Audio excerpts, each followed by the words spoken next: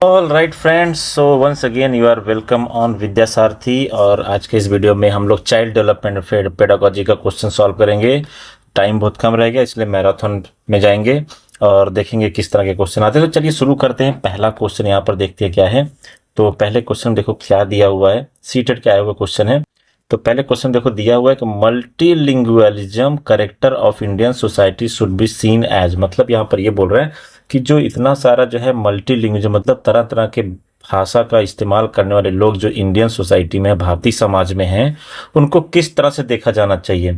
A resource for enrichment of school life, a challenge to teachers capacity to motivate students to learn, factor that make school life a complex experience, देखो hindrance in teaching learning process. तो friends देखो ये जो multilingualism है हमारे लिए एक resource की तरह है, एक पॉजिटिव चीज है। ठीक है, जैसे मान लो ये बहुत ही खूबसूरत डाइवर्सिटी जो है देश में, ये बहुत ही अच्छी बात है हमारे लिए, क्योंकि हमारे पास जो है तरह तरह के भाषा बोलने वाले लोग हैं। जैसे मान लो एक गार्डन है और एक गार्डन में सिर्फ एक ही रंग का फूल है, ठीक है, सारे फूल एक ही रंग है, तो वो गार्डन उतना अच्छा नहीं लगेगा। लेकिन उसी गार्डन में अगर मान लो तरह तरह के अलग अलग कलर के फूल हैं, ठीक है, अलग अलग कलर के फूल हैं, तो वो गार्डन बहुत अच्छा लगता है। वैसे ही हमारा देश है, यहाँ पर तरह तरह के जात, तरह तरह के जो है धर्म के लोग, तरह तरह के जो है भाषा बोलने वाले लोग रहते हैं, जो कि हमें जो है एक, और स्कूल में खास करके इसको एक रिसोर्स की तरह देखा जाना चाहिए। तो इसलिए यहाँ पर पहला ऑप्शन जो हो जाएगा हमारा, ये पहला ऑप्शन हो जाएगा हमारा अ resource for enrichment of school life. ठीक है, तो एक रिसोर्स की तरह देखना चाहिए, एक चैलेंज की तरह नहीं देखा जाना चाहिए। ये चैलेंज नहीं है, चैलेंज किस तरह से हो सकता है, right. A factor that makes school life complex, complex नहीं बल्कि ये बहुत ही डाइवर्सिटी, बहुत ही ब्रॉड पर्सपेक्टिव होता है, बहुत ही पर लोगों को जो है तरह तरह की चीज़ों के बारे में नॉलेज होता है। और हिंड्रेंस, हिंड्रेंस तो बिल्कुल भी नहीं है, तो हमारा पहला ऑप्शन करेक्ट हो जाएगा, इसी के थ्रू जाएंगे। And now will move for question number 2। Next question देखते हैं क्या है। नेक्स्ट क्वेश्चन में देखो क्या दिया हुआ है।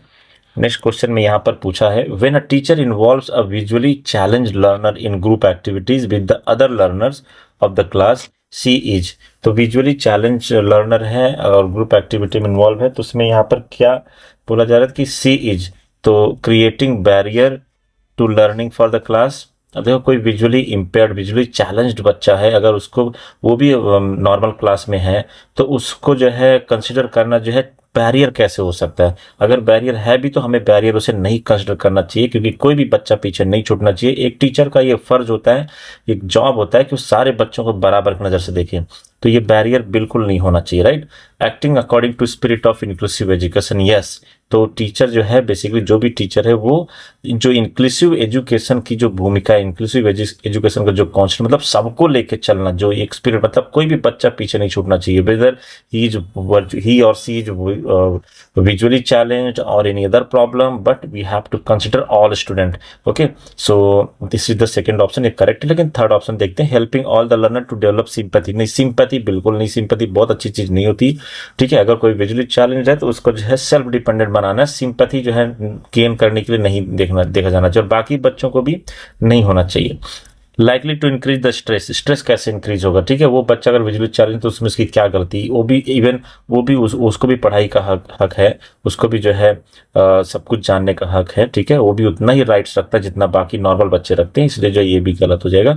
तो सही ऑप्शन हमारा ये ऑप्शन नंबर 2 है। चलिए बढ़ते हैं नेक्स्ट क्वेश्चन की तरफ फ्रेंड्स, और आप भी वीडियो पॉज करके देखते रहिए आपको कितने क्वेश्चन सही हो रहे हैं। और फ्रेंड्स मैं आपको बता दूं कि आप जो है हमारा जो डिस्क्रिप्शन में लिंक है जो है मॉक टेस्ट का, वेबसाइट का, वहां से जाकर मॉक टेस्ट दीजिए, देखिए कितने मार्क्स आ रहे हैं। और साथ ही साथ जो है टेलीग्राम चैनल ज्वाइन कर लीजिए, वहां पर ये आपको नोट्स, ये पूरा पीडीएफ फॉर्म में मैं अवेलेबल करा रहा हूँ। ठीक है, सब कुछ नोट्स वहां पर डाल देता हूँ, सो दैट आपको जो है शॉर्ट नोट्स वगैरह सब मिल जाएगा, तो आपको कोई दिक्कत ना हो।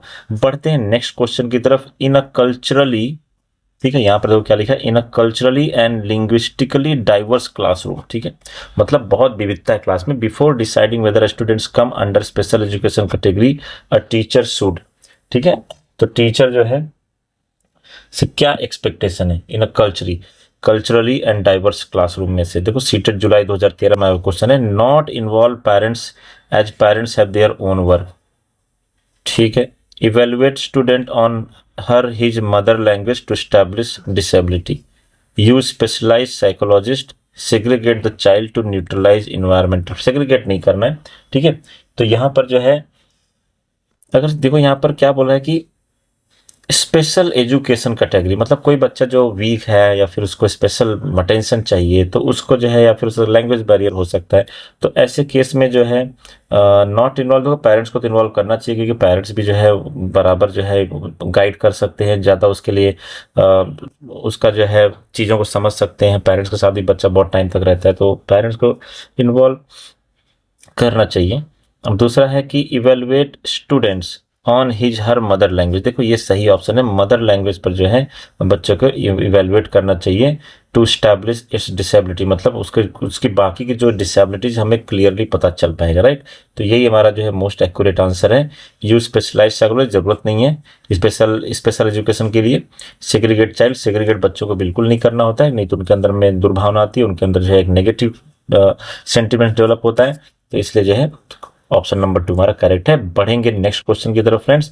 नेक्स्ट क्वेश्चन है यहाँ पर, by placing students in the least restricted school environment, the school, तो स्कूल क्या कर रहा है बेसिकली, तो equalize the education opportunity for girls and disadvantages group, normalize the life of children from deprived group, ठीक है ये तो नहीं, gets disadvantaged children involved in activities such as science fair and quizzes, sensitize other children not to bully और put, देखो ये सही option है, ठीक है। सेंसिटाइज अदर स्टूडेंट मतलब by placing student in the least restricted school, ठीक है, environment.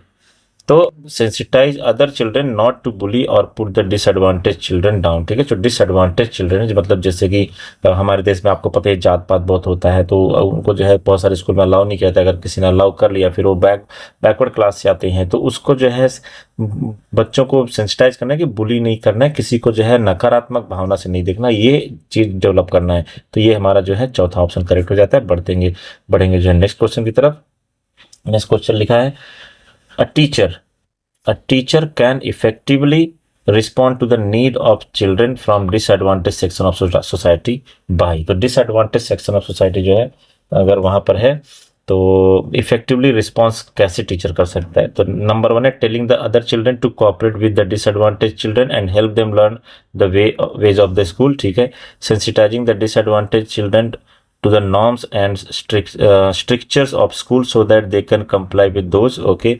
Reflecting on the school system and herself about various ways in which biases and stereotypes surface and ensuring that the children do not get chance to interact, ठीक है। तो इसका correct option third वाला हो जाएगा, ठीक है। बढ़ेंगे नेक्स्ट क्वेश्चन की तरफ। नेक्स्ट क्वेश्चन है, नेक्स्ट क्वेश्चन दिया है, as an upper primary school teacher you have quite a few children who are first generation school goes in your classroom, which one of the following are you most likely to do, ठीक है। First generation मतलब कोई school गया ही नहीं है, ठीक है। तो as upper primary teacher of, ठीक है, तो क्या होगा, provide scaffolding and other kinds of support during classroom activities and for homework, ठीक है, सपोर्ट तो चाहिए। Give them homework of memorizing बिल्कुल नहीं, कॉपी बिल्कुल नहीं, तो नेगेटिव होगा। Tell the children that they do not have the capability, अरे नहीं ये तो बिल्कुल नहीं। Call the parents and gently ask their to enrol their children for tuition, अरे नहीं ये भी नहीं। तो देखो सबसे करेक्ट ऑप्शन जो है यही है, इसी पे जाएंगे, ठीक है। बढ़ेंगे नेक्स्ट क्वेश्चन की तरफ। Which of the following philosophical perspective needs to be followed to deal with children with special needs, ठीक है। फिलोसफिकल पर्सपेक्टिव पूछा है, तो basically they should be segregated, नहीं सेग्रीगेट नहीं करना है। They should be given only vocational training, नहीं ऐसा कुछ नहीं है, ओनली तो बिल्कुल नहीं। They have a right to inclusive education and study in regular school, ठीक है। And they do not need any अच्छी, ये तो बहुत ही गंदा ऑप्शन है, ये हमारा करेक्ट ऑप्शन है फ्रेंड्स, इसी के पास जाएंगे, यही हमारा करेक्ट ऑप्शन है। दे हैव राइट, अधिकार सबको है, ये चीज समझना होगा, राइट। भले ही वो एडवांटेज डिसएडवांटेज ग्रुप जो भी है, राइट। फिलोसफिकल पर्सपेक्टिव है, तो ये स्पेशल नीड्स जिनको है, ठीक है, तो उनको भी राइट है। आगे बढ़ेंगे नेक्स्ट क्वेश्चन की तरफ। एन इफेक्टिव टीचर, क्या दिया है, an effective teacher in a classroom where students come from diverse background would, CTET सितंबर 2011 का क्वेश्चन है ये, ठीक है। तो effective teacher in a classroom दिया है, राइट। तो इसमें जो है क्या होगा, classroom come to diverse background से आ रहे हैं, तो वुड, तो जो इफेक्टिव टीचर वो क्या करेगा, focus on their cultural knowledge to address individual difference push student from deprived background to work hard so that they can match up with their peers, ignore cultural knowledge, and नहीं cultural knowledge ignore नहीं करना है, create group of student with those from the same economic background, ये भी नहीं, ये भी गलत है, सेम इकोनॉमिक आर्थिक स्थिति सेम वाले को क्रिएट ग्रुप क्रिएट नहीं करना, ये नेगेटिव है। Focus on cultural knowledge to address individual difference address करने की कोई जरूरत नहीं है। Push student from deprived background, ठीक है, to work hard so that they can match up with that, hard work के लिए आप पुश कर सकते हो, सजेस्ट कर सकते हो, और मेहनत करो बेटा, और अच्छे से काम करो, और अच्छे लिख के प्रैक्टिस करो, ऐसे जो है हम उनको मोटिवेट कर सकते हैं। तो ये हमारा जो है डाइवर्स बैकग्राउंड ग्रुप में classroom where students come from diverse background, तो ये चीज ठीक है, राइट। आगे बढ़ेंगे। A teacher can address diversity in her class by, ठीक है, तो एक्सेप्टिंग एंड वैल्यूइंग डिफरेंस, ठीक है, using social culture background of children as a pedagogical resource, accommodating different learning style, giving standard instruction and setting uniform benchmark for performance, ठीक है, यहाँ पर four रहेगा, for performance, select the correct answer using the code given, इसमें से कुछ सही है कुछ गलत है, ठीक है। तो देखो यहाँ पर क्वेश्चन में देखो क्या दिया, अ टीचर कैन एड्रेस डाइवर्सिटी, तो डाइवर्सिटी कैसे आप जो है एड्रेस कर सकते हो, ठीक है, बाई एक्सेप्टिंग एंड वैल्यूटिंग डिफरेंस, सही बात है, पहले आपको जो है एक्सेप्ट करना पड़ेगा और डिफरेंसेस को, डिफरेंसेस होते हैं, बहुत बड़ी चीज नहीं है, कोई हिंदी भाषी हो सकता है, कोई मराठी भाषी हो सकता है, कोई कन्नड़ बोल सकता है, कोई गोरा हो सकता है, कोई काला हो सकता है, ये चीज एक्सेप्ट करना पड़ेगा, ये जो है नेचुरल चीज है, ठीक है। दूसरा वैल्यू, मतलब उनकी इज्जत करनी पड़ेगी, आपको वैल्यू करना पड़ेगा, तो डाइवर्सिटी जो है आप इस तरह से एड्रेस कर सकते हो, ये तो सही हो गया। फिर इसके बाद है using socio culture background of children as a pedagogic resource, तो पेडागोजिक जो सोशल कल्चरल बैकग्राउंड है उसको आप एक जो है शिक्षा शास्त्र का एक रिसोर्स मान सकते हो, उसका एग्जाम्पल देख के आप जो है उसको मोटिवेट कर सकते हो, उसको अच्छे से जो है नर्चर कर सकते हैं, तो ये भी सही है। अकोमोडेटिंग डिफरेंट लर्निंग स्टाइल, सही बात है, अलग अलग डाइवर्स बैकग्राउंड के बच्चे हैं अगर क्लासरूम में, तो अलग अलग स्टाइल से अगर आप पढ़ोगे, अलग अलग लर्निंग स्टाइल होगा, टीचिंग स्टाइल होगा, तो वो भी जो है आप जो है एक तरह से डाइवर्सिटी को आप एड्रेस कर रहे हो, ये तीसरा भी सही है। Giving standard instruction and setting uniform benchmark, ठीक है, ये जो है बहुत सही ऑप्शन नहीं है, ये जो है बेसिकली नेगेटिव चीज हो जाता है कि standard instruction and setting uniform benchmark, ठीक है, मल्टीलिंगुअलिज्म होना चाहिए, ठीक है, तो यहाँ पर A B and C correct है, तो ए बी सी नहीं है, तो ए बी डी है, ये ए बी सी, ये चौथा वाला फ्रेंड्स ये सही है, राइट। तो बढ़ेंगे नेक्स्ट क्वेश्चन की तरफ। नेक्स्ट क्वेश्चन देखो क्या दिया हुआ है, providing teaching learning material in accessible format to the diverse learner implies, तो teaching learning material accessible form में है, ठीक है, तो ये क्या है, universal code of teaching, universal humanistic approach to teaching, universal design of learning, universal inclusive, तो ये है बेसिकली यूनिवर्सल, यूडीएल है, यूनिवर्सल डिजाइन ऑफ लर्निंग, ठीक है। आगे बढ़ेंगे, नेक्स्ट क्वेश्चन डायरेक्ट क्वेश्चन है ये, which of the, next question है, देखो नेक्स्ट क्वेश्चन दिया, which of the following is most important in an inclusive classroom, ठीक है, मोस्ट इंपॉर्टेंट है, individualized education plan, uniform instruction, standardized testing, promoting competitive learning, ठीक है। तो यहाँ पर जो यहाँ पर इंक्लूसिव क्लासरूम का अगर मीनिंग आपको फ्रेंड्स पता होगा तो इजीली चीज है, इंक्लूसिव क्लासरूम मतलब सारा बच्चा जो है, सब बच्चों को जो है इन्वॉल्व करना है। यूनिफॉर्म इंस्ट्रक्शन में जो है ये नेगेटिव हो जाता है इंक्लूसिव क्लासरूम के लिए। स्टैंडर्डाइज्ड टेस्टिंग जो है सब बच्चों के लिए सेम नहीं होना चाहिए, क्योंकि अलग अलग बच्चे का अलग अलग मेंटल लेवल होता है, अलग अलग जो है चीजें होती है, अलग अलग बैकग्राउंड होता है, तो स्टैंडर्ड जो है टेस्टिंग जो है बहुत सही नहीं है। प्रमोटिंग कॉम्पिटिटिव लर्निंग से जो है कुछ नहीं होगा, ठीक है। तो मोस्ट इंपॉर्टेंट जो इंक्लूसिव क्लासरूम है कि इंडिविजुअलाइज्ड एजुकेशन प्लान, मतलब हर बच्चे का जो है अलग अलग उसका कैपेसिटी है, अलग अलग जो है उसका लेवल है, तो इंडिविजुअलाइज जो है बहुत सही है। मोस्ट इंपॉर्टेंट जो है क्या है, यही है इंक्लूसिव क्लासरूम के लिए। बढ़ेंगे नेक्स्ट क्वेश्चन की तरफ फ्रेंड्स। नेक्स्ट देखो क्या दिया है, the underlying belief behind inclusive education is, तो provisioning of special education institution for children with different handicaps, ठीक है। द फिलॉसफी, यहाँ पर अंडरलाइंग बिलीफ बिहाइंड इंक्लूसिव, तो philosophy that all children have a right to get equal education in a regular school, सही बात है। देखो कितना पॉजिटिव ऑप्शन है ये, यही सही होगा मुझे लगता है, लेकिन आगे देखते हैं। सेग्रीगेशन कहीं भी है हटा दो, नेगेटिव हो जाता है। डायग्नोस्टिक लेबलिंग ऑफ चिल्ड्रन नहीं करना, ये भी नेगेटिव हो गया। तो मतलब किसी को ऐसा स्लो लर्नर, तो बहुत अच्छा बच्चा है, बहुत खराब बच्चा, ऐसे लेबल नहीं करना, ठीक है। स्लो लर्नर या फिर डम्ब है, ऐसे नहीं बोलना है, तो ये नेगेटिव हो जाता है, सब बच्चों को हर्ट करता है। तो ये ऑप्शन बी जो है हमारा करेक्ट है। जाएंगे नेक्स्ट क्वेश्चन की तरफ friends. Which of the following